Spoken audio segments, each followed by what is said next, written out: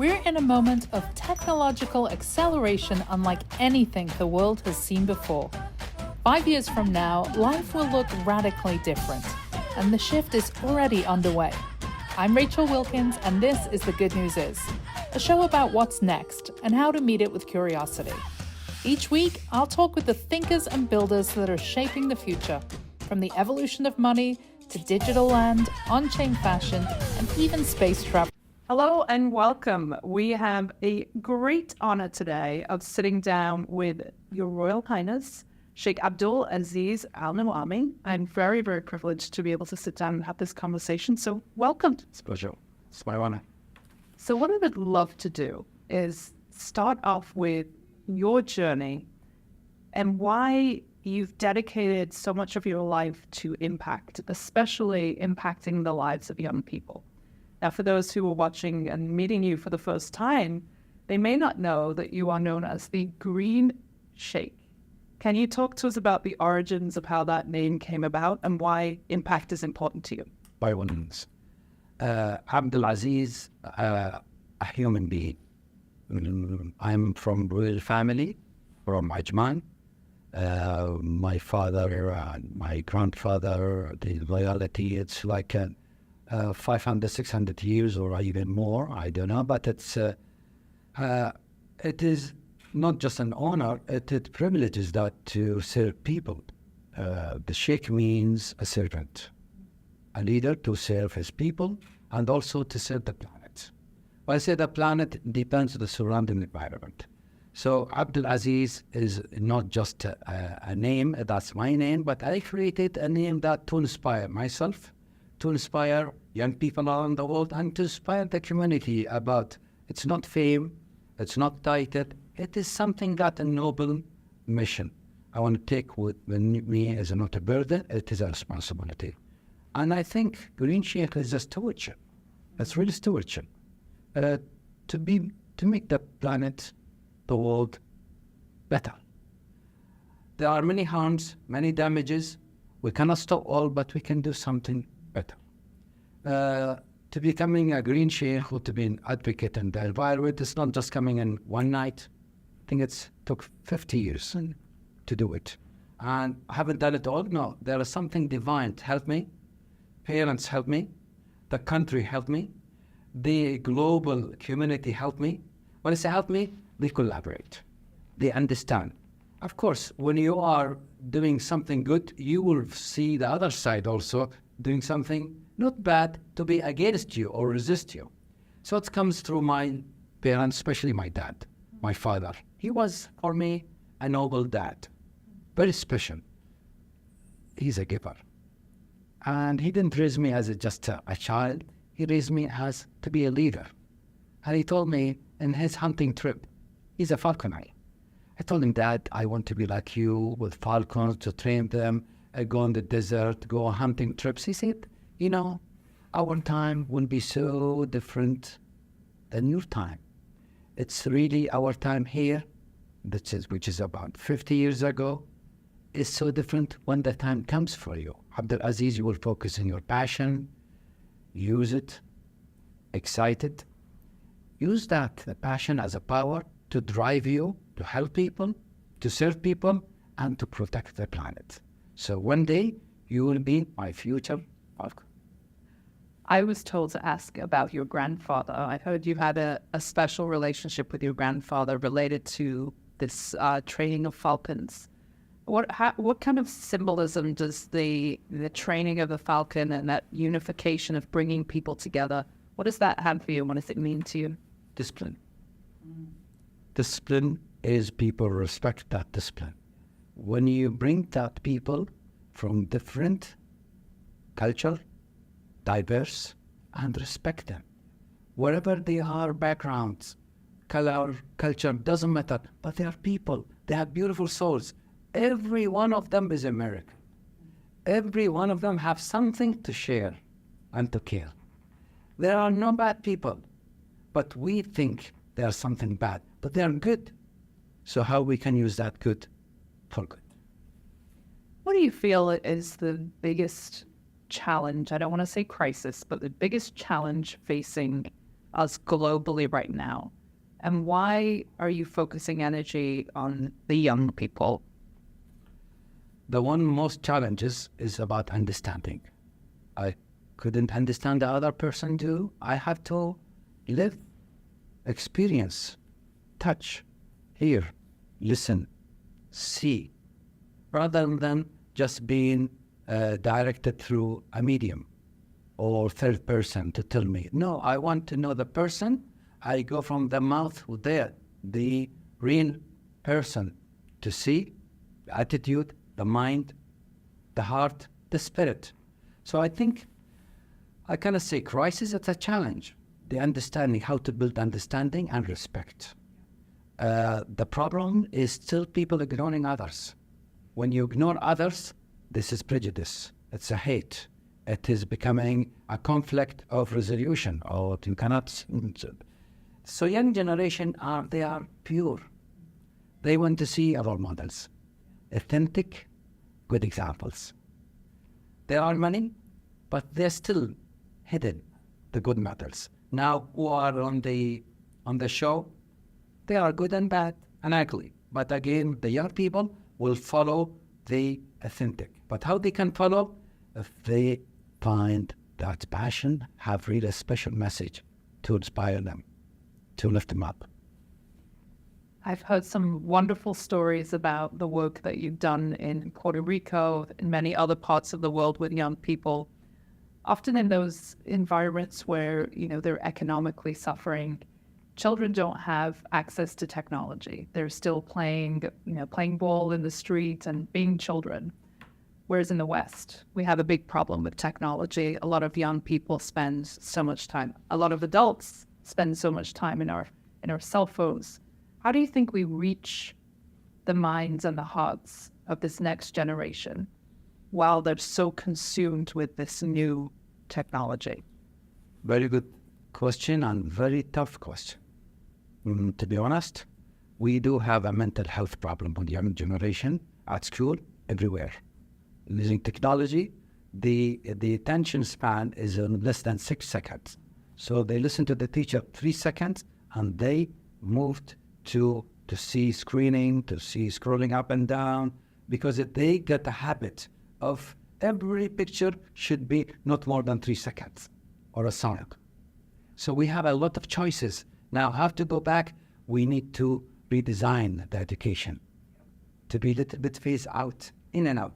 Technology, we cannot get off. We will need it and we will use it, but how to manage it is mindfulness. Mindfulness, the adults, we as a parents, we have to show a model for our children. Whenever time to eat, it's time to eat. Time to talk, time to talk. Time to enjoy our fun. Time to text, it's time to text. So let's give everything has a meaning and really a reason for it. I had the pleasure of listening to you give a keynote speech yesterday in the heart of Times Square on Earth Day, in the middle of one of the most bustling places in the world. And you talked about how you are passionate about sustainable practices, and the way that we really get meaningful change is through education, policy, and unity. Can you talk a little more about how kind of pragmatically that works for you? Sustainable practice is using a modesty of lifestyle. If I go to have food, this food can be for 2 people or for 10 people. So how I can share, how I can use only what I need, not what I want. How many minutes I can use shower or water. How many energy can use. It's about consciousness. I'm traveling all half of the way from the planet to come here and going back. I have something done to the climate change. So my responsibility to go back and plant trees to offset those emissions. It's my responsibility. No one will tell me, no one will punish me, no one will tell me, Sheikh Abdulaziz, pay taxes or pay. No. This is my own responsibility. I want to show a model. I want to show to my children. I want to show to the people around the world. It's not about Sheikh is a fame, is a palace, is a wealth, is a wives. No, Sheikh is a human being who can serve this planet as a stewardship, and to show you sustainability is not about luxury. It's about how simplicity is very complex. No one got the simplicity as how to be, down to earth to the poor people, to the indigenous people, the far people. There's no strangers. We all are human beings. We are guests on this planet. We're guests. So let's know each other. Let's be friends. Let's share the fun, share the love, the songs, the dance, the food. We have many things to share rather than to fight. I love that. I love that attitude. I'd love to share a little story with you because I heard something about your son that he may also have a title similar to the Green Sheikh, but we're going to get to that. So I'm very passionate too about returning to sustainable practices, and I have a project that I advise that's out in the Pacific Northwest where there is an endangered population of orca whales. 72 orca whales are endangered. And the way that they're bringing that region back to life is they're revisiting an 1,800-year-old fishing practice that was used by indigenous people to actually capture fish. So revisiting old traditions for sustainable practices. Are you seeing anything in your travels, in your world like that, where we're really looking back rather than looking forward to technology? Yes, for the pearl divings. The pearl divings, we now remake it life. Even it's a little bit artificial because it's now extinct or it's gone. So it is in a heritage of our history, our heritage. Our fathers, grandfather, they go into the sea and dive. And they don't have scuba. They don't have oxygen. They don't have any tools. Only just something to block their nose, a rope, and small stones. And they go and dive for 5 minutes. Only they have 4 to 5 minutes or even 6 minutes just to collect these shells for pearls. So that's a tradition now. We also teach children and young generation to know their identity, because to preserve this identity is so important. It should be a rich history and heritage. And in my research, I had found that one of the best age to reach children to help them make informed decisions and better choices is around 9 years old. I believe your son is of this age, and he is going by the name the Blue Sheikh. This is correct? That's correct. Talk to us as a parent, like how you kind of shepherd and ensure that you're the next generation really is not limited by not understanding in technology and the importance of it, but is also looking back to these old traditions. When I went to Antarctica 2010 with Robert Swan, so there were a group of 2 different categories, the corporate leaders and young leaders, all around the world, about 100 people. So I was inspiring the young people as a role model and also collaborating with the corporate leaders combined. At that journey, it came in my mind, okay, what are we going to leave before I go from this planet? Who are going to follow up from my family? Should be another title who can link to the climate change and water. And the color that resembles this is blue.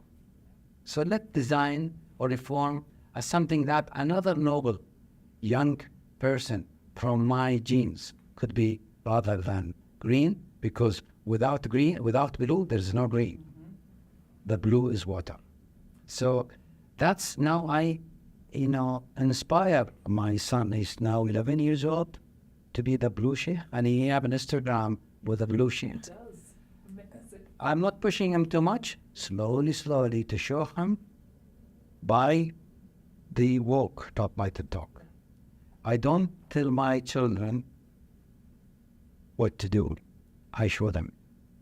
Normally parents do this, don't do that. They get, fed up. They don't want to listen too much. But they want to see how you perform, how you act, how you communicate, and they will follow. I love your optimism. I have to say, Your Highness, you're very optimistic. It's contagious. You're very passionate about leadership and showing young people how to be positive role models in society. Obviously, as a father, you have a direct communication with your son. How do we do this on a global scale? Sharing this through camps, to training program, to forums, conferences, exchange programs. That's what they do. Bringing students from the United States, from Canada, to come to the UAE. On ground, they volunteer. They come onto the camp on the desert to show them not just the vision, what exactly the lesson you're going to take home. What is the takeaway? You have a beautiful country, you have many resources, but what specialty you can take from this country, you can learn and really make a difference. I'm curious to know if there are any moments in all of your impact work and all of the initiatives that you've organized and been a part of, is there any moment that is really meaningful to you? There are many. One of them is just moment I said I was in a, working in an oil and gas company, and I was as a petroleum and chemical engineer, working in an LNG plant, liquefied natural plant, natural gas. And this plant is processing the gas, and after the processing, it's liquefying it from gas into a liquid, and that's liquid compressed from 600 to 1. This, the conversion of energy, is about transport from a country to another country. So this transformation is very sophisticated and has a lot of technology. So I put myself is to learn the good, the bad, and the ugly. Why I'm saying this? Nothing in life is perfect. I want to learn the bad things as well, to see bad engineers, bad bosses, because they give me lessons. I don't want to work on everything is perfect. Good leaders, good management, we want them. You will learn when there are some really heterogeneous of employees, hierarchies, management, leadership. You see they're playing the games. You understand why they're doing this and how you can adapt to be resilient and to think about the generation when they can come, they will have a better understanding and a way of thinking. So this is a moment that I wanted to be a different, rather than polluter, I want to be protector. Beautiful. I learned from your team, I had to pull this out of them, they didn't volunteer this information, but that you actually do something really interesting every year that involves the criminal justice system. And you spend 2 nights in jail. Do you mind talking about that? Yes. Okay. In life, you cannot understand or appreciate something would contradict something else. You want to understand life, you have to experience death. You want to know paradise, you have to see hell. You want to see the health, to understand real health, because it's abundance of blessing, and we don't take it. We take it for granted. So I want to see the people who are dying, close to death, to understand what health and well-being means, to see from the dark and the light. So those people could be fathers, could be managers, could be teachers, could be normal people, but they had something done in their life, either mistakes beyond their control or intention. But again, they already been taking the justice or been taking the punishment. So my role is not to go to show off who am I, royalty in the cell. No, I want to praise them. When done, you're a human being. You are here temporarily. And when you go back, don't think to have a return back. 65% of emitting of prisoners, they come back because the society never accept them because they are criminals. They are not, they're a human being. So my job is to inspire them, to humanize them back to normal. When I hugged a person in the cell, after I hugged him, he whispered me, he said, Sheikh Abdul Aziz, you brought my soul again in my body. I said, what I have done to you? He said, I've killed 4 people, of course, 4 souls already killed, and that's why I'm here. And you brought a hope for me that I'm still a human being. And your royalty coming all the way to hug me, to support me, and to lift me up. And this really touched me. Beautiful. That's really beautiful. I see how much you're building in your legacy, and this is a difficult question to ask. But if you could point to one thing that you want to accomplish in this life and leave as a legacy, what would that one thing be? Your magnum opus. To honor myself. That wasn't the answer I expected, but it's all entirely possible. Yes. Digitally, because people on this planet need more than me. I'm not enough. I'm not enough. And my children is not enough. We need more people, different direction, different field, but they have the authentic leadership. That's what we're looking for, authentic leadership. This was a phenomenal conversation. Thank you for your warmth. Thank you for your optimism and for the incredible impact leadership. I gave you the words. You did give me the world. Thank you, Your Highness. I really appreciate this conversation. Thank you. Thanks for tuning in to The Good News Is. If you're excited about what's next, make sure to follow the show and visit goodnewsstudio.io for more stories, guests, and ways to stay connected. Until next time, stay curious.